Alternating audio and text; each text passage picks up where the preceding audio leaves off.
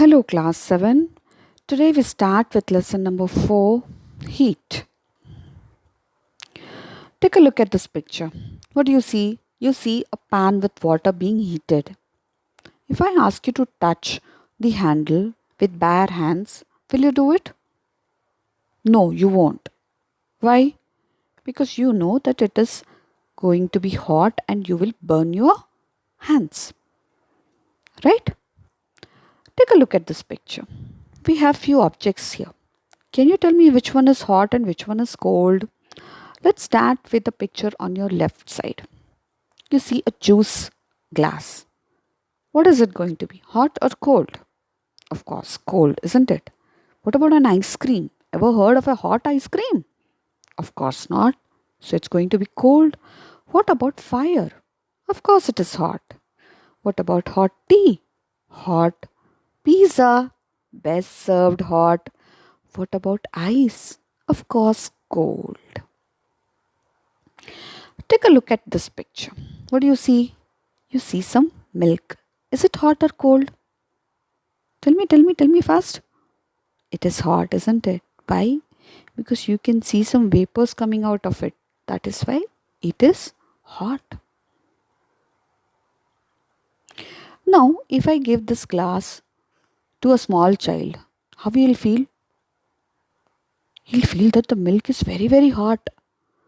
But if I give the same glass of milk to his father, will he feel hot? No, isn't it? He'll feel it's okay. It's not very hot. Right? So, how will you define which is hot and which is more hot, which is cold, which is more cold? How can you do that? Difficult, isn't it? Unless we measure. So, that's what we do. So, the degree of hotness or coldness of a body is called its temperature. How hot or how cold an object is. That is what its temperature is. Now we must have some device to measure this temperature, isn't it? Yes, we have a device. And what is it called? It is called a thermometer.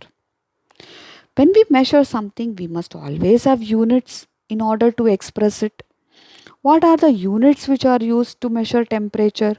They are Celsius, Fahrenheit, and Kelvin. These are some of the units that we used to measure temperature. Look at the picture. It shows the different types of thermometer that have been used all along. It also contains some of the modern thermometers which you will recognize as the digital thermometers and the thermal scanners. This all of you might have seen. You might not have seen the older versions of the thermometer, but the newer versions you might have seen, isn't it? So based on how it works, thermometers are basically of 6 types. The very first thermometers were based on gas pressure. Then came liquid inside gases. Then there came gas thermometers. Then there came bimetallic thermometers. Then there were digital thermometers. And the latest is the infrared thermometers. Let us start from the last. Infrared thermometers, everyone might have seen in this last year. Whether you go to a shop, whether you go to a hospital, even if you come to school, you might have seen this thermal scanners, isn't it? They are gun-like structures which are put very, very near your face or your body part, and it records the temperature without actually touching the body. That is the whole point in having thermal scanners. You need not touch the body, especially in COVID times. This is very, very important. So, how does it work? It's very simple. They have got an infrared scanner inside, which scans the body and it can actually tell you the temperature which is displayed on a digital screen. On the right side, you find a digital thermometer which uses some device called as a thermistor. Okay, it actually records resistance in the thermometer, which is again changed into a number which is displayed in the digital screen. This is how digital thermometers work. But we are more interested in the traditional thermometers which use liquids. These were used a little while ago, and there is a very, very interesting way in which they were made. Okay, so on the left, you see these are the two types of thermometers which use liquids. They were the clinical thermometers and the laboratory thermometers. Okay, so they use either liquids, either it could be mercury or it could be alcohol. Take a look at the clinical thermometer a little closely. You can find some numbers there, you can find a scale there. What is the starting number that you see? It is 35. Okay, and what is the ending number? 42. It means that this thermometer can only record a temperature between 35 to 42. That is our body temperature. And what is that number in the red mark? 37. That is actually the normal human body temperature. And below you can find the Fahrenheit scale. So starting from 94, which translates as 35 degrees, to 108, which is 42 degrees. Okay, and what is our normal body temperature in means of Fahrenheit? It is 98.4 degrees Fahrenheit. So this clinical thermometer has a range, we can say, of 35 degrees to 42 degrees Celsius only. Now, if I want to record the temperature of very, very hot water, almost boiling water, can I use this thermometer? Do you think this thermometer is useful? No. Why? Because the temperature of boiling water is near to 100 degrees, whereas this clinical thermometer can only record a maximum of 42 degrees Celsius. So this thermometer is not useful. What about a thermometer on the right, which is called as the laboratory thermometer? What is its range? What is the minimum temperature? It is minus 20 degrees. And what is the maximum temperature? It is 110 degrees. So this laboratory thermometer has a wide range, much more than the clinical thermometer, and it can measure temperatures from minus 10 degrees to 110 degrees Celsius. Now let us take a good look at the different parts of the clinical thermometer, which in turn will help us to understand how a thermometer works. So can you see the glass stem, the portion marked the stem? Yes, that portion is called as the stem of the thermometer. It is a fairly wide glass tube. Okay.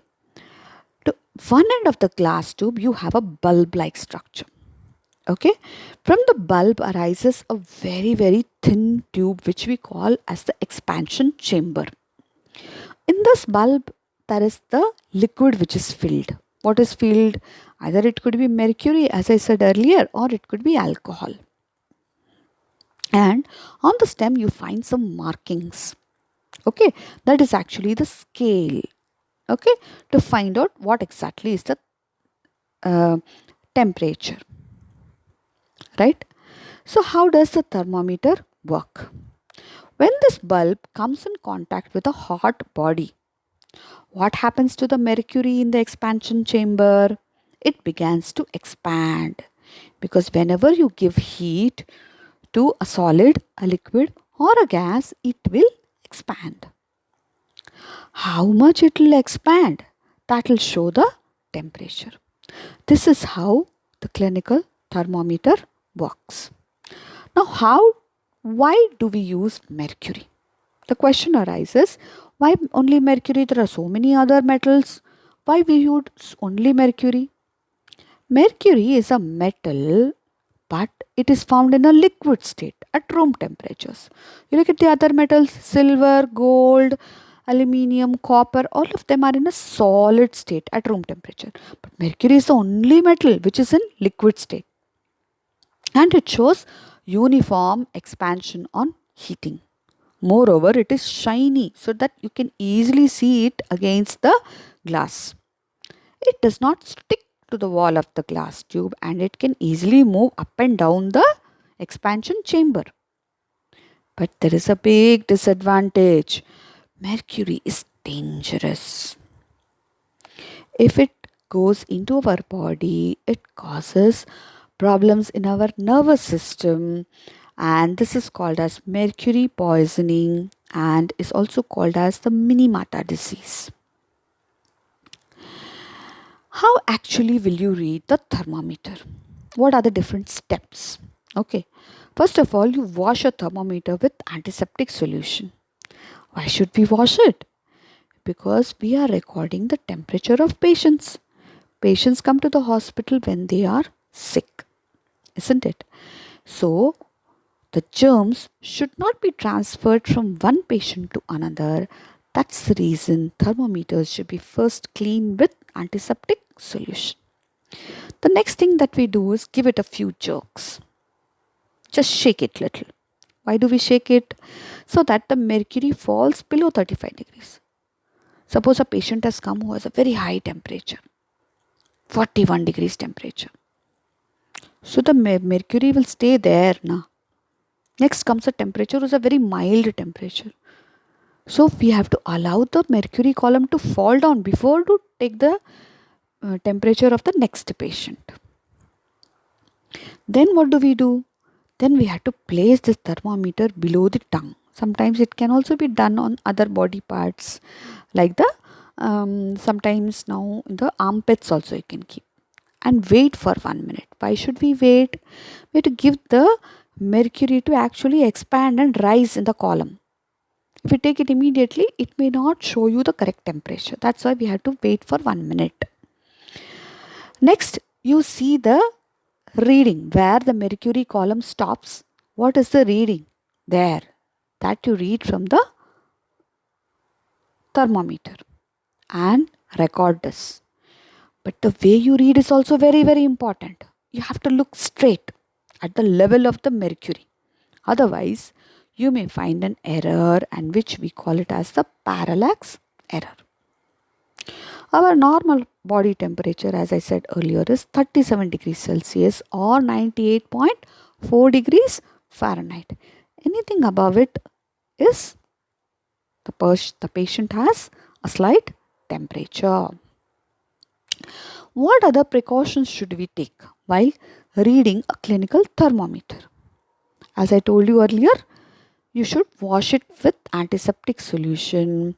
You should make sure that the mercury has fallen below 35 degrees by giving it a few jerks. And while reading the thermometer, your eye level should be at the level of the mercury. Otherwise, you are going to get a parallax error. You also have to handle the thermometer with great care because it is made up of glass, and if it breaks, if the bulb breaks, then there is likely that the mercury will spill out and it may cause mercury poisoning. And one more important thing that you have to remember is never hold the thermometer by the bulb. You must always hold the thermometer by the stem. Otherwise, the thermometer will record your temperature or the person's temperature or the temperature of the person who's taking the temperature and not the actual patient's temperature. Now, take a look at the laboratory thermometer. As I already told you, the laboratory thermometer has a wide range, ranging from minus 10 degrees to 110 degrees Celsius. You know at what temperature the ice freezes? Water freezes at 0 degrees and water boils at 100 degrees. Okay, what is the temperature of your fridge? It is generally 3 degrees or 4 degrees temperature. That's the temperature of your fridge. Okay. And there are certain the same precautions that you took for clinical thermometer, you have to follow the same things while handling a laboratory thermometer also. In addition, laboratory thermometers should always be kept upright or straight. You must not take the reading when it is tilted. You must always keep it straight. The second thing that you have to remember is the bulb of this laboratory thermometer must not touch the container and only should be surrounded by the substance of which you are taking the temperature. For example, you want the temperature of hot water. So, what will you use? You'll use a laboratory thermometer. But you have to make sure that the thermometer is straight and the bulb actually does not touch the container or the glass in which the hot water is there. So, this is all about thermometers. In the next session, we'll learn about conversions of how one unit can be converted into another, and you'll also be covering one more important uh, topic of transfer of heat. Until then, it is goodbye.